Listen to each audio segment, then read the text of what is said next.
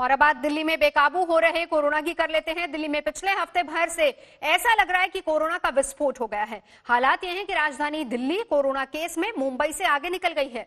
एक दिन में सामने आने वाले नए मरीजों का आंकड़ा मुंबई के मुकाबले दिल्ली में 3 गुना ज्यादा है, जबकि डबलिंग रेट के मामले में तो दिल्ली और मुंबई के आंकड़े का अंतर दिल्ली वालों के लिए अच्छा संकेत नहीं है।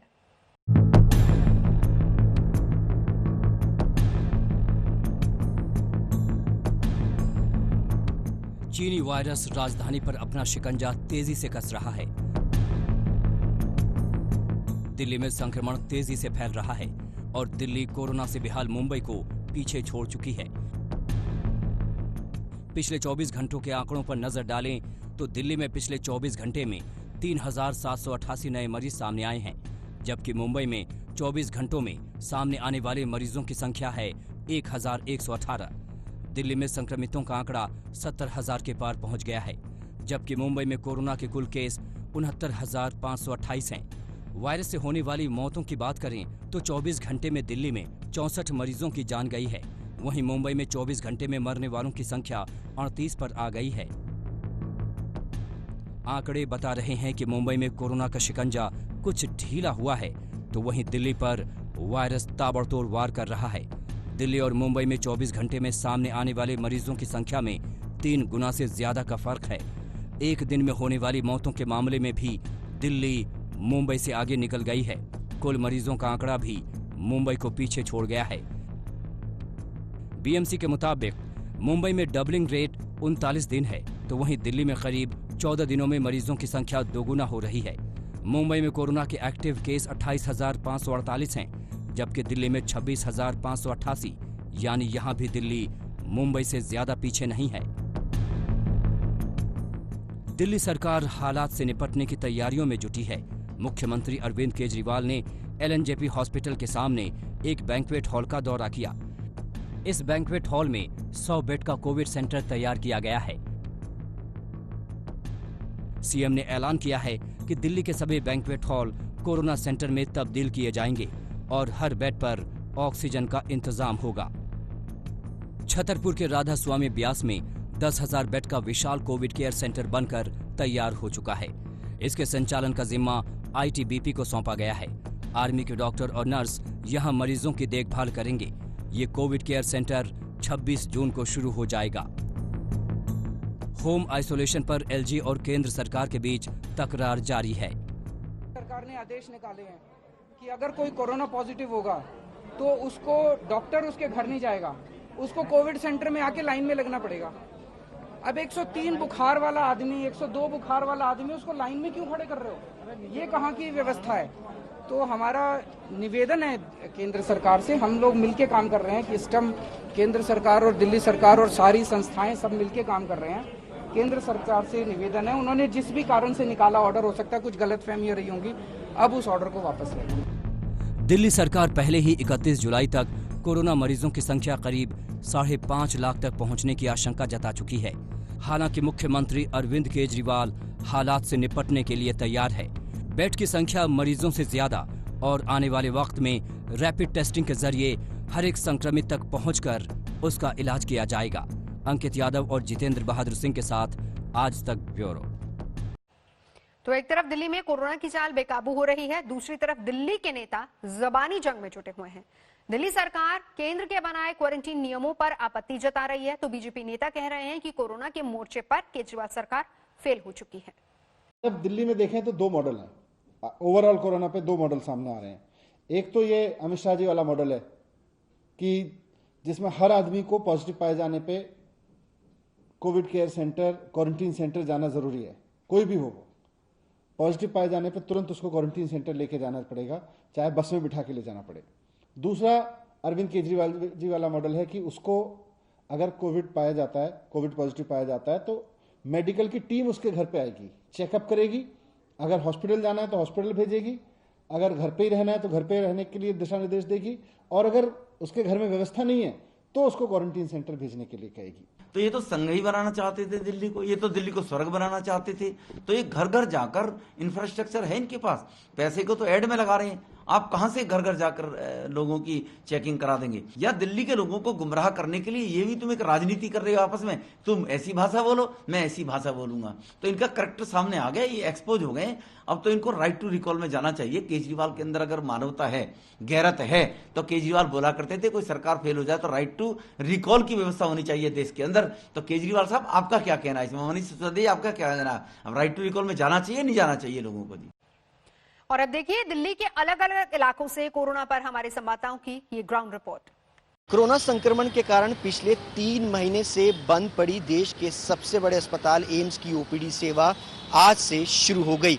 हर विभाग में तकरीबन 15-15 मरीजों को फिलहाल शुरुआत में अभी देखा जाएगा और सुबह से ही मरीज जो हैं वो धीरे धीरे यहाँ पर पहुँचना शुरू हो गए हैं। इसके अलावा जो आधिकारिक तौर पर कहा गया है कि एम्स की तरफ से कि फिलहाल जो नए मरीज हैं उनको फिलहाल अभी नहीं देखा जाएगा, लेकिन अगर विभाग चाहे तो वो नए मरीजों को ओपीडी सेवा के अंदर जो है वो देख सकता है। कोरोना संक्रमण के कारण 24 मार्च से ही जो एम्स की तमाम ओपीडी सेवा थी उसको फिलहाल बंद कर दिया गया था, रोक दिया गया था। उसके बाद अब जाकर के यहाँ पर जो सेवाएं हैं वो फिलहाल शुरू हुई हैं और सुबह से ही जो मरीज़ हैं वो यहाँ पहुँच रहे हैं। इसके अलावा जिन मरीज़ों को यहाँ पर अपना पुराने इलाज कराने के लिए आना है उसको पहले ऑनलाइन अपनी जो अपॉइंटमेंट्स हैं वो लेनी होंगी डॉक्टर से फ़ोन पे, और उसके अलावा तमाम जब अपॉइंटमेंट्स ली जाएंगी उसके बाद ही वो यहाँ पर डॉक्टर्स जो है वो उनका इलाज जो है वो करेंगे। लेकिन जिस तरीके से पिछले 3 महीने से ओपीडी सेवा बंद थी, उसके बाद आज एम्स के अंदर जिस तरीके से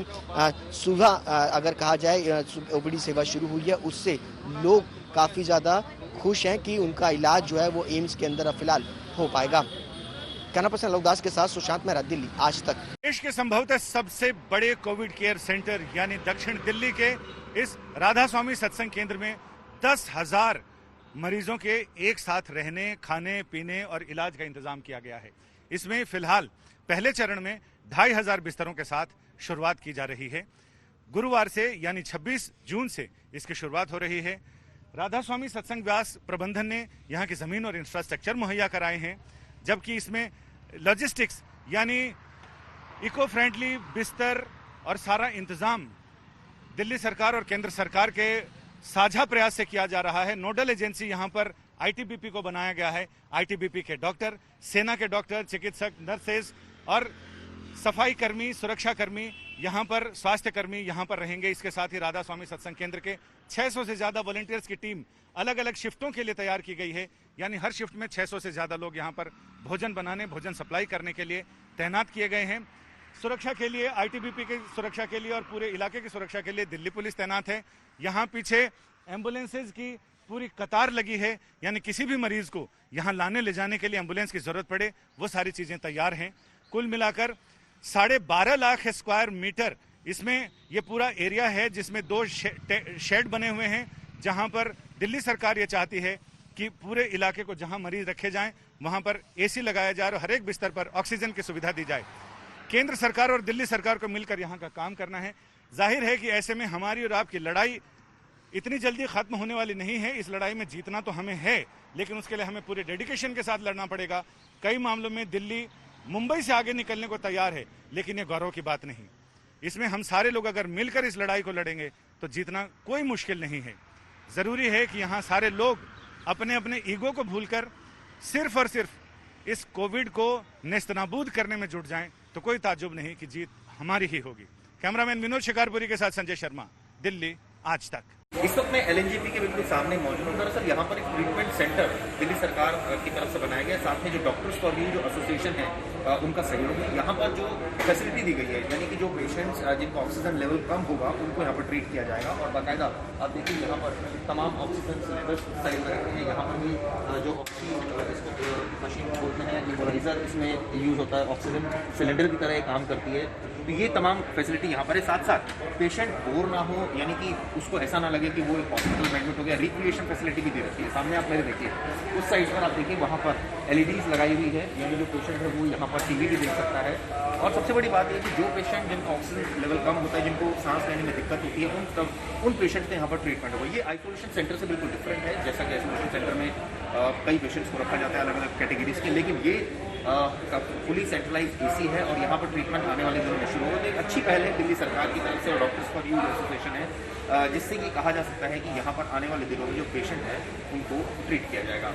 चिराग, दिल्ली, आज तक। देश की राजधानी दिल्ली में कोरोना ने 70,000 का आंकड़ा पार कर लिया है। इसके बाद देश भर में दिल्ली पहला ऐसा राज्य बन गया है जहां कोरोना वायरस के सबसे ज्यादा मामले अभी तक देखे गए हैं। इसी के साथ आपको बताते चलें कि पिछले 24 घंटे में देश की राजधानी दिल्ली में 64 मौतें कोरोना वायरस के कारण हो चुकी है और अब तक कुल मौतों का जो आंकड़ा दिल्ली में बना हुआ है वो 2300 से ज्यादा का बना हुआ है। इसी के साथ जो एक्टिव केसेस देश की राजधानी दिल्ली में है वो 26,000 से ज्यादा है, तो वहीं होम आइसोलेशन में 14,000 से ज्यादा लोग अभी तक रह रहे हैं। इसके साथ आपको बताते चले कि देश की राजधानी दिल्ली में पिछले दिन यानी कि बुधवार को अब तक की सबसे ज्यादा टेस्टिंग की गई, यानी कि 19,000 टेस्ट दिल्ली में किए गए। इसी के साथ अरविंद केजरीवाल का ये कहना है, जो मुख्यमंत्री दिल्ली के हैं, लगातार ये कह रहे हैं कि 6 जुलाई तक कंटेनमेंट जोन में जितने भी घर है सारे ही लोगों की स्क्रीनिंग कर ली जाएगी। लेकिन जिस हिसाब से दिल्ली के केसेस लगातार बढ़ते जा रहे हैं,